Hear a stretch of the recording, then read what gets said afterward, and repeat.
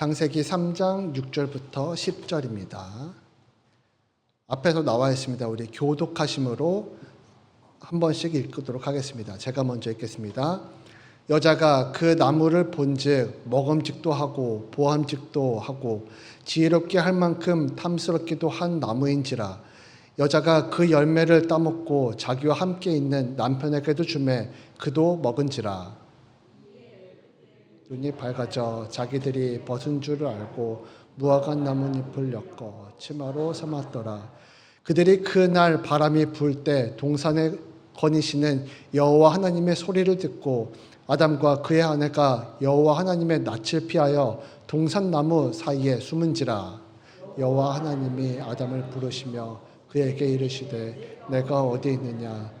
이르시되 내가 동산에서 하나님의 소리를 듣고 내가 벗었으므로 두려워하여 숨었나이다. 우리 함께 10절 같이 함께 읽겠습니다. 이르시되 내가 동산에서 하나님의 소리를 듣고 내가 벗었으므로 두려워하여 숨었나이다. 아멘. 제가 기도하고 말씀 보도록 하겠습니다. 사랑의 주님 감사합니다. 오늘 이 시간 주님께서 우리에게 주시는 말씀을 살펴보려 합니다. 저희가 일주일 동안 살면서 예수님을 얼마나 기억하였는지 잘 기억나지 않습니다. 저의 마음속에 저의 마음으로 예수님을 따르지 않고 살 때가 정말 많았습니다. 주님, 그때를 기억하게 하시고 회개하게 하시고 다시 한번 예수님의 길로 돌아서게 하여 주시옵소서. 살아계신 예수 그리스도의 이름으로 기도드렸습니다. 아멘.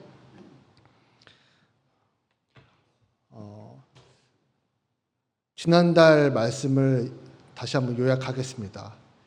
지난달에는 제가 가정에 대해서 말씀을 드렸어요. 예수 믿는 사람들의 가정은 결과에서부터 생각하지 않습니다. 무엇인가 잘 됐으면 행복하거나 좋아지면 행복하거나 돈이 많아서 행복하거나 건강해서 행복하거나 절대로 이것으로 우리는 행복을 결정하지 않습니다. 예수 믿는 사람들은 이런 순서로 그 행복을 결정해요. 은혜에서 시작해서 신뢰, 즉 믿음으로 연결이 됩니다. 그럼 그 믿음에 따라서 믿음의 분량대로 순종하게 됩니다. 믿음대로 분량대로 순종을 하게 되면 무엇이 맺히느냐? 각 사람에게 열매가 맺히는 거예요. 그러므로 예수님 믿는 사람들의 그 가정 속에는 반드시 은혜가 있어야 하고 그 은혜에서부터 시작해야 됩니다. 그런데 문제는 뭐냐면 이 은혜에서 시작되는 게 쉽지 않다고 생각이 들어요. 내 마음속에 내 습관들이 내가 지금까지 살아온 모든 행실들이 은혜에서 시작한 적은 별로 없거든요. 익숙하지 않습니다. 혹시 여기 나는 은혜로 사는 게 너무너무 편하고 익숙하다 있으십니까? 은혜가 2배가 받을지어다. 우리 장로님이 좋아하시는 말씀이죠. 예수님을 믿는 사람들에게 있어서 은혜에서 시작해서 하나님의 은혜, 예수님의 은혜로 시작해서 산다는 것은 참 어떤 마음속에 부담으로 느껴질 수가 있어요. 그런데 이 은혜를 방해하는 것이 무엇인지 안다면 우리는 두려워할 필요가 없습니다. 적군이 어떤 무기를 쓰는지 알아야, 사탄이 어떤 무기를 쓰는지 알면 우리가 거기에 맞춰서 방패를 준비하거나 갑옷을 입거나 아니면 도리어 그 사탄을 공격할 수 있지 않겠습니까? 그런데 사탄이 어떤 무기를 사용하는지, 사탄이 나에게 어떤 정죄의 화살을 쏘는지 모른다면 저희는 여지없이 당할 수밖에 없습니다. 가뜩이나 눈에 보이지도 않는데 어떻게 싸워 이기겠습니까? 그래서 우리는 은혜에서 시작되는 이 삶이 중요한데 이 은혜에서 삶을 시작하기 위해서 우리가 반드시 알아야 되는 것이 있습니다. 우리는 익히 교회에서 이야기한 단어가 있어요. 한 글자로 된 죄라는 겁니다. 죄는 굉장히 여러 가지가 있어요. 원죄도 있고 살면서 지은 죄도 있고 갑자기 지은 죄, 모르고 지은 죄, 죄가 정말 많습니다. 그러니까 그 죄를 다 얘기하면 우리 설교 시간이 다 될까요? 안 될까요? 안 됩니다. 그래서 오늘은 가정에 있어서 우리에게 필요한 죄의 명목, 죄의 이름, 자기중심성이라는 이름으로 우리가 설교를 해보려고 합니다. 어렵지 않아요. 이름을 죄라는 단어를 좀 풀어서 설명한 게 자기중심성이라는 겁니다. 내 중심으로 생각한다는 거예요. 내 중심으로. 예수님 중심으로 아니라 내 중심으로. 말씀 중심으로 아니라 내 중심으로. 제가 오늘 찬양하면서 기도를 2번이나 했습니다. 왜 그랬을까요? 우리가 그냥 살면 내 중심으로 살았는지 기억이 안 나요. 그래서 예수님께, 성령님께 도움을 많이 구했습니다. 내가 그냥 일상적으로 살아가면 무엇이 내 중심으로, 내 마음대로 살고 있는지, 무엇이 예수님의 마음대로 살고 있는지가 기억이 안 나요. 깨닫지 못합니다. 그래서 반드시 필요한 게 우리 공동체의 사람입니다. 그런데 공동체 사람, 남편이나 아내나 내 자녀들이나 나한테 싫은 소리 하면 내가 기분이 좋아요, 안 좋아요? 기분이 안 좋아요. 거기서부터 문제가 생깁니다. 기독교 가정은 결과에서 시작하지 않는다고 말씀드렸어요. 은혜와 신뢰, 즉 믿음에서 시작되고 순종함으로 열매를 맺는 것이 기독교 가정, 기독교인의 순서입니다. 이 순서를 벗어나서는 절대로 아무것도 얻을 수 없어요. 여러분들 생각해 보셨습니까?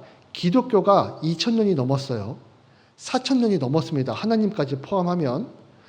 구약 성경까지 포함하면 4000년이 넘어가는 이 세월 동안에 어떻게 복음이 달라지지 않을까요?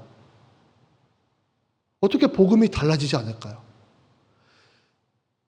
아브라함이 믿던 그 하나님과 내가 믿고 있는 예수님, 하나님과의 그 믿음이 똑같다고요. 어떻게 이런 일이 일어날 수 있겠습니까? 수많은 선지자들이 죽었고 수많은 선교사들이 죽었습니다. 그럴 정도로 탄압받고 죽었으면 어떤 교리가 좀 변해야 되지 않겠습니까? 그런데 지금도 여전히 기독교를 박해하는 국가의 선교사님들이 가서 그 목숨을 담보로 복음을 전합니다. 예수님 믿지 않는 우리 가정에 나 하나 예수님 믿는 상태로 서서 굳건히 복음의 길을 걸어갑니다. 이게 어떻게 가능할까요? 마치 아브라함이 우상이 가득한 곳에서 더 우상이 가득한 곳으로 애굽으로 내려와서 그곳에서 살던 그것과 비슷하지 않습니까? 난 좀 더 나아보겠다고 나왔는데 그렇지 않아요.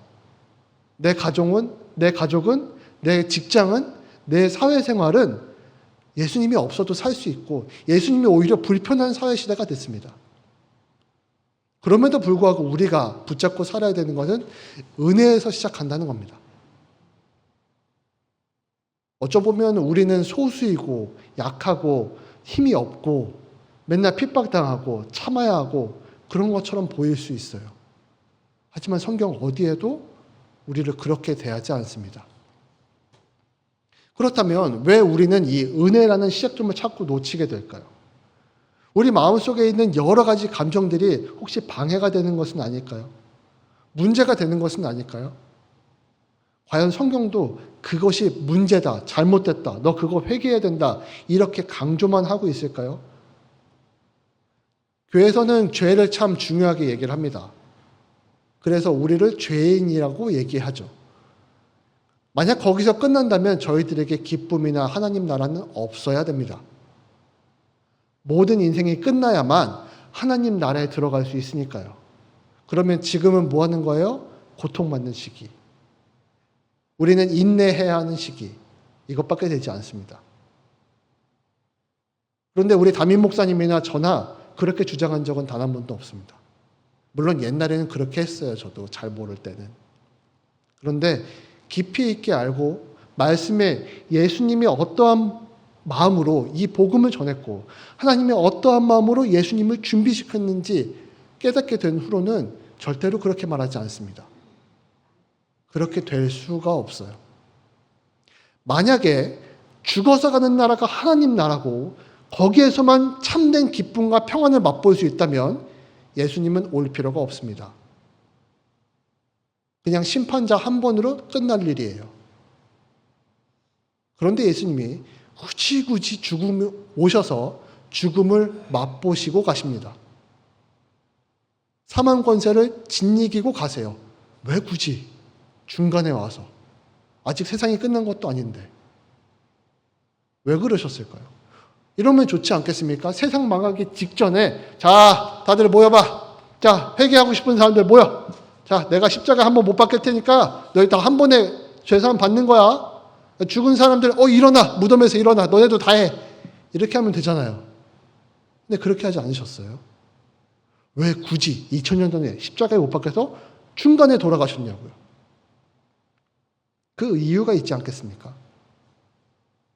성경은 처음부터 끝까지 요한계시록까지 오히려 요한계시록이 끝난 지금까지 오늘날까지 계속 이야기하고 있는 것은 무엇이냐면 너의 마음속에 이미 하나님 나라가 있다라고 얘기합니다. 율법학자가 예수님한테 물어봤었죠. 예수님, 하나님 나라에 대해서 설명해 주세요. 거기가 어디예요? 물어보니까 이미 너희 가운데 임했다라고 얘기해요. 예수님은 공생의 시간 동안 모든 제자들, 모든 사람들에게 동일한 말씀을 계속 이야기합니다. 심지어 부활하시고 40일 살아있는 그 기간 동안에도 제자들한테 똑같은 말씀을 전하세요. 하나님 나라에 관해서. 그런데 참 안타깝죠. 못 알아들어요. 못 알아들어요. 저희 아버지께서 저한테 항상 하시는 말씀이 있습니다. 너가 지금 행복하면 돼. 이것은 제 욕심이나 제 기분이나 제가 원하는 대로 행복을 얻으라는 얘기가 아니에요. 예수님과 함께 삶으로 예수님의 행복을 맛보라는 이야기입니다. 저만 그렇겠습니까? 아닙니다. 우리 태성교회 성도님들, 아니 예수님 믿는 모든 사람은 지금 이 순간에 마음속에 예수님이 있다면 반드시 평안을 맛보고 행복을 맛보고 기쁨을 맛볼 수 있습니다. 그런데 왜 자꾸 시작점을 놓치냐는 거예요. 뭐가 방해가 되길래. 가족 생활을 하다 보면 대부분 이것 때문에 싸운다고 이야기합니다. 남편끼리, 아내끼리, 아내하고 그리고 내 자녀들하고 친척들하고 성격이 안 맞아서 그런다라고 자꾸 얘기합니다. 그런데 그거는 세상에서 아주 얕은 지식으로 알 때 성격이라고 얘기해요. 더 깊게 들어가면 결국 이겁니다. 내 마음이 불안한 거예요. 내 마음의 평안이 깨지기 싫은 거예요. 내 마음속이 편안했으면 좋겠습니다. 뭘 바라는 거예요? 평안을 바라는 거예요. 예수님을 믿나 믿지 않나 모든 사람은 마음이 불안한 걸 싫어합니다. 그래서 여러 가지 반응들을 해요. 동일한 반응들이 하나도 없습니다. 그래서 오늘 우리가 기억해야 되는 것은 이런 질문이에요. 내가 불편할 때, 내가 마음이 불안할 때 나는 어떤 사람이 되는가? 여기 계신 모든 분들이, 여기 계신 분들이 많지 않지만, 적지도 않지만 이분들 하나하나가 똑같은 반응을 하시는 분은 아무도 없습니다. 그러면 이런 질문이 저는 생겼어요. 아니, 세상 사람들이 지금 80억이 넘어가는데, 조금 죽었다고 해도 80억이 넘어가는데, 그 사람들 모두에게 어떻게 동일한 복음이 적용이 됩니까? 어떻게 모두 항상 기뻐하라라는 말을 할 수 있겠습니까? 어저께 그분의 자녀가 죽었어요. 일주일 전에 그분의 남편이 죽었습니다. 어떻게 그 사람에게 기뻐하십시오라고 얘기할 수 있겠습니까? 집안이 쫄딱 망했어요. 모든 재산을 탕진했어요. 갖고 있던 모든 것을 잃었습니다. 심지어 스트레스로 건강까지 잃었어요. 그 사람들에게 복음이 무슨 필요가 있습니까? 저는 이 질문을 떠나보낼 수가 없었어요. 편안한 사람들에게는 복음이 좋죠. 편안한 사람들에게는. 내가 편안한 상태에서 예수님만 믿으면 천국 간다는데. 그런데 내가 불편하거나 힘들거나 어려울 때는 그 복음이 도움이 됩니까? 이게 무슨 얘기냐면 사람마다 여러 가지 성향이 있어요. 기질이라고 얘기합니다.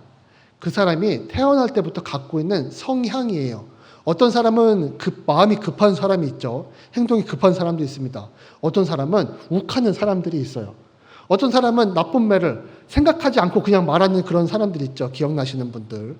쟨 생각이 있는 거니 없는 거니 그런 생각하시는 분들 있잖아요. 그런 분들도 있어요. 어떤 사람은 계속 걱정을 합니다. 이거 어떡하지? 이거 어떡하지? 아직 일어나지도 않은 일인데 계속 걱정합니다. 그런 사람들, 모든 사람들에게 동일하게 적용되는 복음이기 때문에 우리는 기쁜 소식이라고 예수님을 말하는 거예요. 그분들 모든 사람들에게 동일하게 적용되려면 전제가 있습니다. 먼저 이야기해야 되는 게 있어요. 기질. 여러분들의 성향은, 여러분들이 하는 모든 생활은, 마음 먹는 것들, 생각하는 것들, 행동들은 나쁜 것이 아니다예요. 여기부터 시작해야 됩니다. 잘못된 것이 아니에요. 내가 화를 냈어요? 잘못된 거 아니에요. 화낼 수 있어요. 화가 날 수 있어요. 우리는 여기부터 인정하고 이 행동이 잘못됐음을 깨닫는 데서부터 시작해야 되는 겁니다. 내가 화를 냈는데 나 화내도 되잖아. 이 정도는 화내도 되는 거 아니야? 제가 나한테 이렇게 했잖아. 제가 내 마음에 안 들게 했잖아. 말 기분 나쁘게 했으니까 나 화내도 되잖아. 이렇게 마음 먹기 시작하면 한도 끝도 없어요. 마음 먹는 거 그럴 수 있습니다. 속상한 거 이해할 수 있어요. 인정할 수 있어요.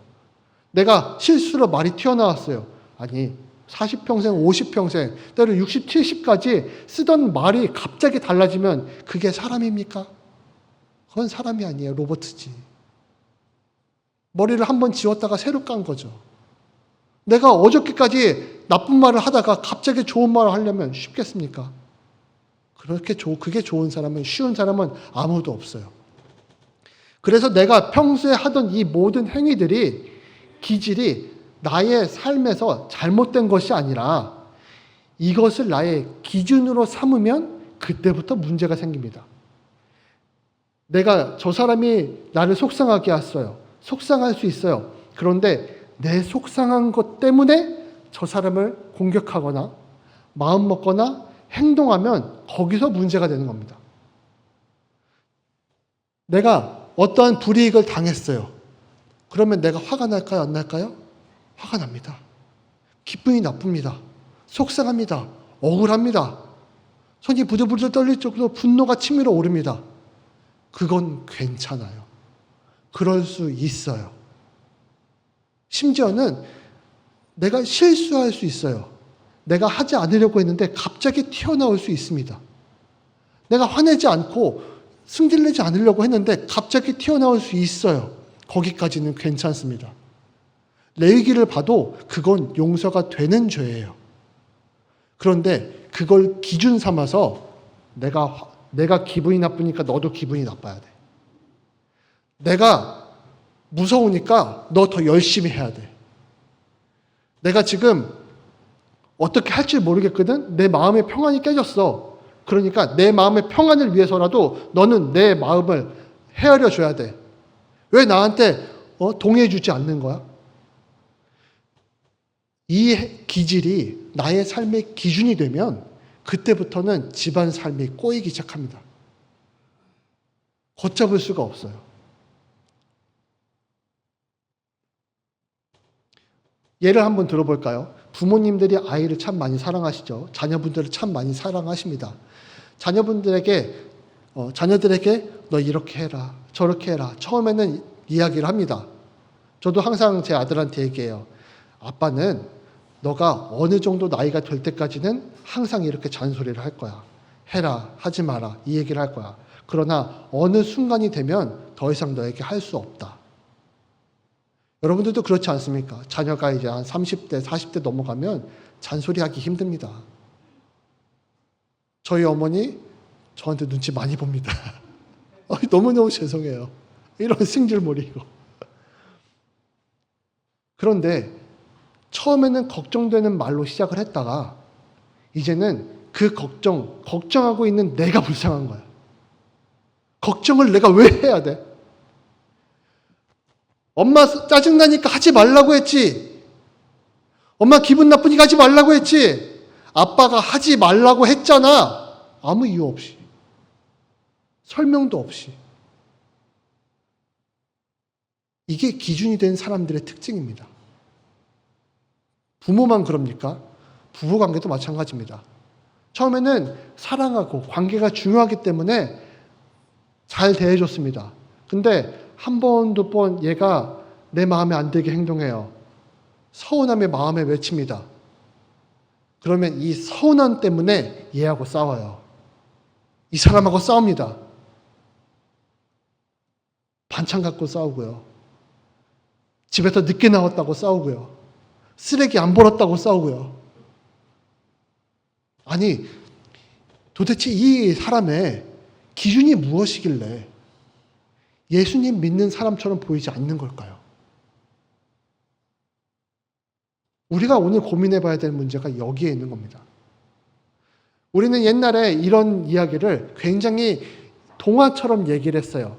우리들 마음속에 왕자가 있습니다. 이 왕자 안에 내가 앉아 있으면 나는 죄인입니다. 내 마음대로 살아요. 하나님 뜻에 벗어납니다. 그런데 이 왕자에 예수님을 앉혀놓으면 예수님께서 나의 삶을 주관하시고 나의 삶을 평화롭게 해주십니다. 이렇게 허황된 이야기, 동화 같은 이야기, 마치 어린 아이들에게 해줘야 될 만한 이야기로 설교를 많이 듣다 보니까 내 마음속에 찔림이 별로 없어요.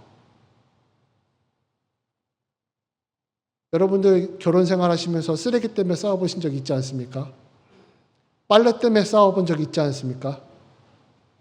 아니 신발 막 대충 벗어놓고 방에 들어가는 것 때문에도 싸우지 않습니까? 또 심지어는 요즘에는 핸드폰 문자가 발달해서 카톡에 점 하나 갖고도 싸웁니다. 제가 그러더라고요. 마음이 아유 그래 점점점 이렇게 보면 이렇게 속상하더라고요. 이게 화가 났다는 거야? 아니면 내가 눈치 보라는 거야? 요즘 시대가 그렇습니다. 그게 굉장히 익숙해진 시대가 됐어요. 그래서 복음이 2000년 동안 똑같은 말만 하는 겁니다. 그것들 모두 괜찮아요. 모든 민족과 모든 사람들을 다 포괄할 수 있습니다. 익숙한 습관은 그럴 수 있어요. 모든 사람을 다 포용하기 위해서는 예수님께서 이것 때문에 내려올 수밖에 없었습니다. 모든 사람들을 포용하기 위해서. 익숙한 습관들, 모든 문화들이 다른 사람들, 그 사람들을 모두 싸잡아서 한 번에 구원시키려면은 이 단 한 가지 방법밖에 없습니다. 복음의 단계를 주는 거예요. 한 번 중생, 우리 성결교회 표현으로는 중생이라고 이야기합니다.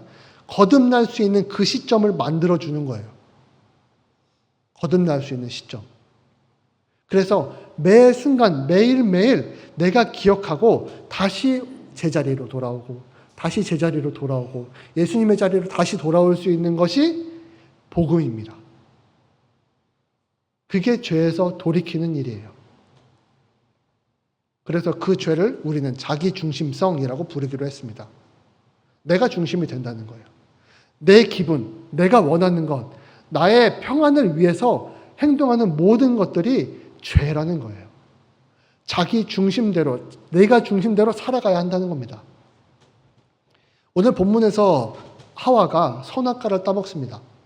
선악과를 따먹을 때 사탄이 굉장히 화려한 말발로 속입니다. 하나님이 진짜 그러라고 했어? 하나님이 진짜 그러라고 했어? 이러니까 착한 하와, 순진한 하와가 속아 넘어갔어요. 그러니까 이 선악과를 볼 때 예뻐 보이는 거예요. 명품처럼 보여요. 먹고 싶어요. 저걸 보암직도 하고 먹음직도 해요. 무슨 얘기냐면 하나님께서 죽는다라고 이야기했습니다. 그것은 절대 규칙이에요. 그 에덴에서는 절대 벗어날 수 없어야 합니다. 그런데 하와는 그걸 본 순간 이미 내 마음속에 하나님 말씀은 없어요. 내 마음의 기준이 된 거예요. 판단의 중심이 하나님의 말씀에서 나의 기분으로 전환된 겁니다. 바꿔졌어요. 그러니까 하와에게 있어서는 이 선악과를 먹던지 안 먹던지가 중요하지 않아요, 이제. 이미 먹기로 마음먹은 거예요.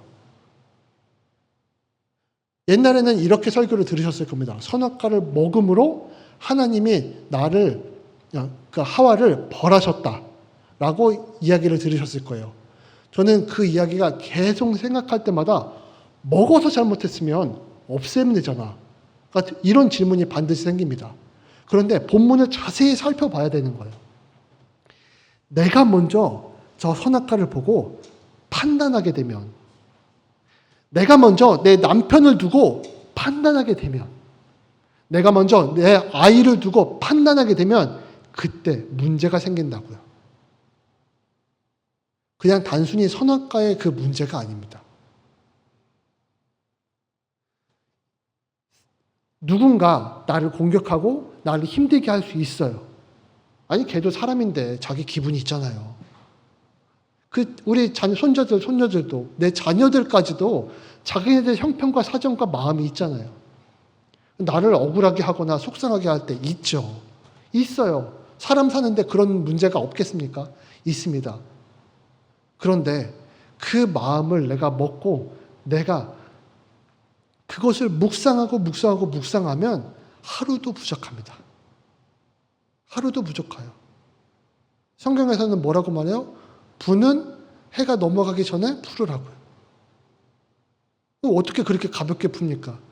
저는 결혼해서 그게 굉장히 어렵다는 것을 처음 알았습니다. 오늘 화가 나면 오늘 푸는 건 쉬운 일이 아니더라고요. 근데 해야 하는 거예요. 내 방식을 바꿔야 하는 겁니다. 마음 먹는 건 하나님이 뭐라고 하신 적은 단 한 번도 없어요. 그렇게 했을 때, 그렇게 마음에 화가 났을 때, 너가 화가 날 수 있지, 그래. 그것을 대변해 주시는 분이 인간으로 태어나신 예수님이에요. 예수님 성경에 보면은 화도 내고, 승질도 내고, 막 때려 부시고, 그런데 하나님의 아들이라 그러면은 어떻게 납득이 되십니까? 그런데 만약에 예수님의 판단이 아니라 하나님의 판단으로 이 모든 것들을 했다고 하면 이해가 됩니다.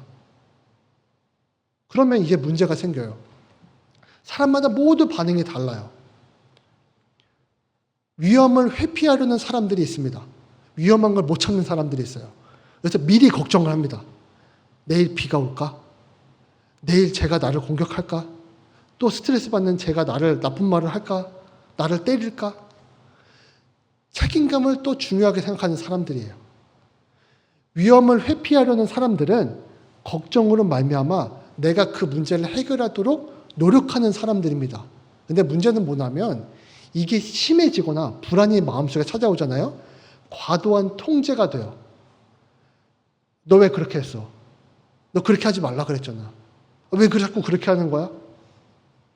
위험한 거를 피하기 위해서 그 책임감 때문에 상대방을 못 살게 굴고 관리하는 것처럼 관계가 맺어집니다. 감정에 뜨거운 사람들이 있어요. 감수성이라고 얘기하죠. 그 감정이 정말 좋겠다. 정말 얼마나 힘들었니? 이렇게 하면 참 좋은데 분위기를 파악해서 저 사람이 기분이 나쁜 것 같아. 저 사람이 나에게 한 말이 속상한 말인가? 힘든가 요즘에? 이렇게 생각하면 참 좋은데 그 분위기를 파악하는 능력도 굉장히 뛰어나요. 그런데 그 사람이 마음속에 불안이나 마음속에 흔들림이 떠오르면 그 감정이 판단의 기준입니다. 내 감정이 판단의 기준이 되는 거예요. 왜 나한테 저런 말을 해? 지금 나랑 싸우자는 거야? 나 기분 나쁘게 하자는 거야? 나 기분 나쁜데 왜 내 감정을 이해해 주지 못하냐고. 또는 인정을 바라는 사람들이 있어요. 나는 여기에 가장이야.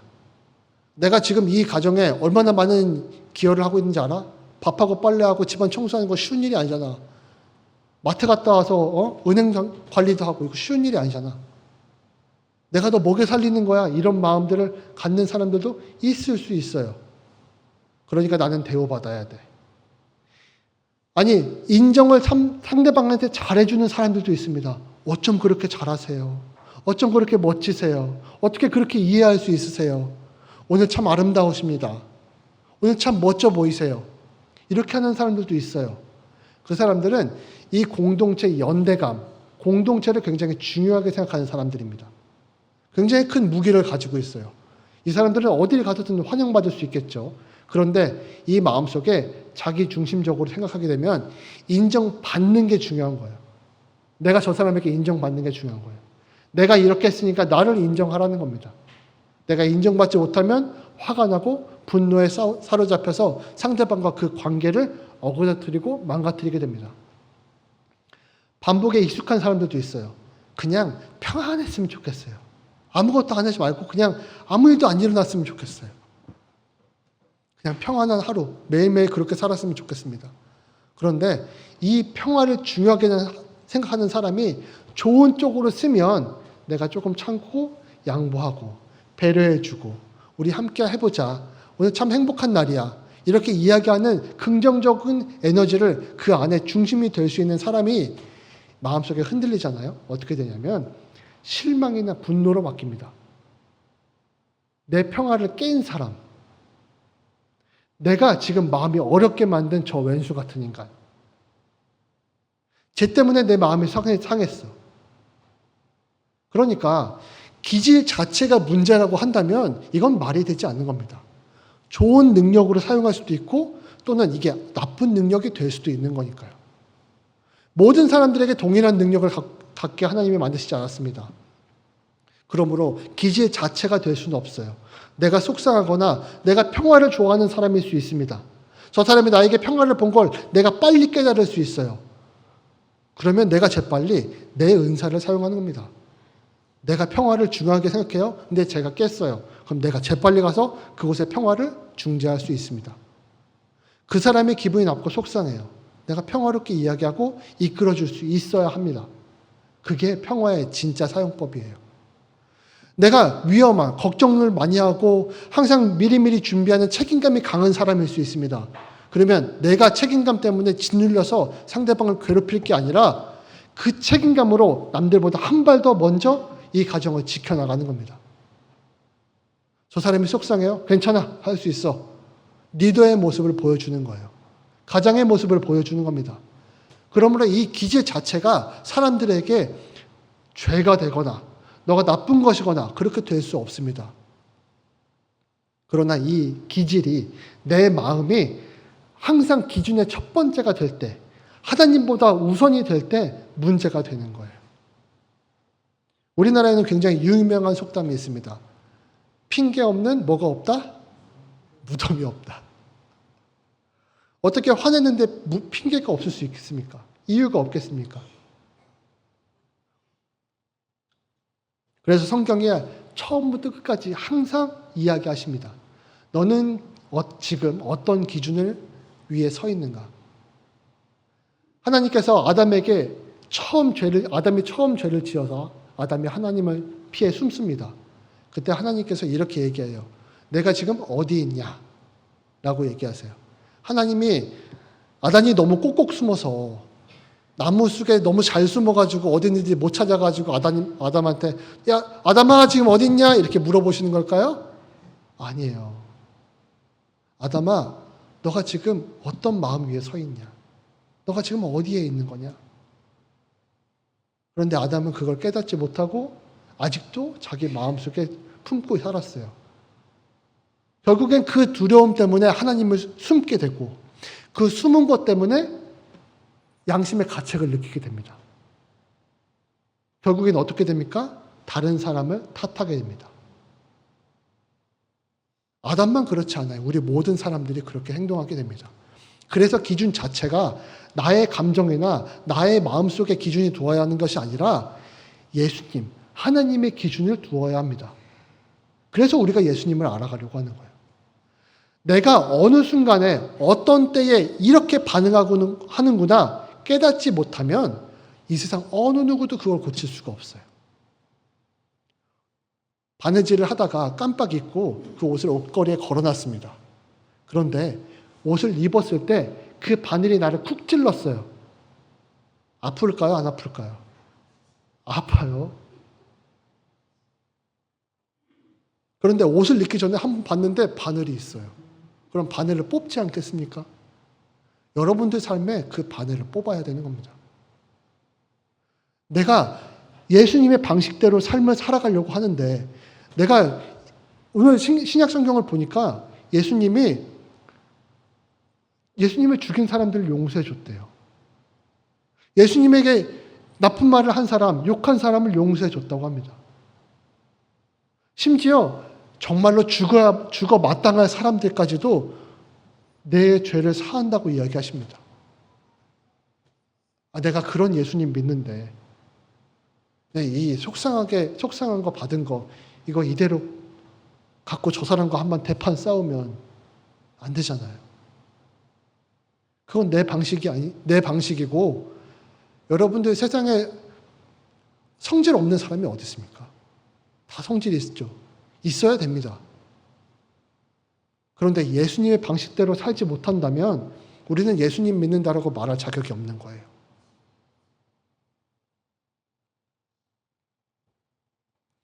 6절에 이렇게 말합니다. 본즉 먹음직도 하고 보암직도 하고 지혜롭게 할 만큼 탐스럽기로 한 나무인지라. 설명을 정말 장황하게 적어놨습니다. 하와가 이미 먹기 위해서 머릿속에 그렇게 궁리를 했어요. 저거는 봄직도 하고 먹음직도 하고 지혜롭게 할 만큼 탐스럽기까지 하고만. 하와는 그걸 볼 때 얼마나 많이 묵상했겠습니까? 하와 잘못이 아니에요. 우리 일상생활에도 우리는 똑같은 일을 저지르고 있습니다. 그래서 성령님이 필요한 거예요. 매 순간 예수님과 함께하기를 기도하기 멈추면 안 됩니다. 우리가 필요한 복음이 바로 그런 복음이에요. 얼마나 다행입니까? 그런데 우리가 단순히 잘못됐다는 것만 기억해야 될 게 아니라 가장 중요하게 생각하는 한 가지가 있어요.